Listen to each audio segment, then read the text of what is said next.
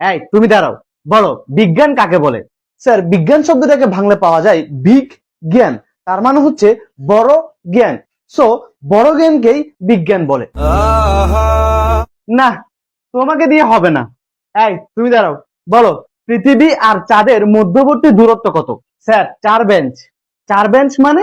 Sir, 4 bench আগে আপনার মেয়ে বসে আছে। আপনার মেয়ে হচ্ছে চাঁদ, আর আমি আপনার মেয়ের পৃথিবী। দোস্ত, এসব বলিস না, গুনাহ হবে।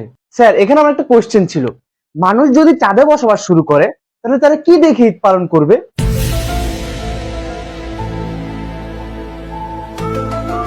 দোস্ত, ঈদ একটা পবিত্র জিনিস, এসব বলিস না, গুনাহ হবে।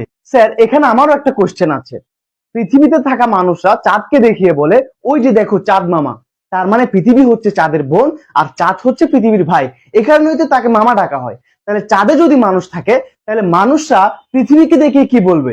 ওই যে দেখো পৃথিবী আন্টি। দোস্ত, এসব বলিস না, গুনাহ হবে। তো একটু আগে তুই বলছিলি স্যারের মেয়ে চাঁদ আর তুই পৃথিবী, তাহলে কি তোরা ভাই বোন?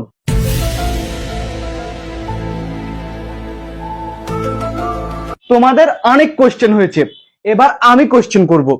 বলো, ডাইনোসর বিলুপ্ত হওয়ার প্রধান কারণ কি?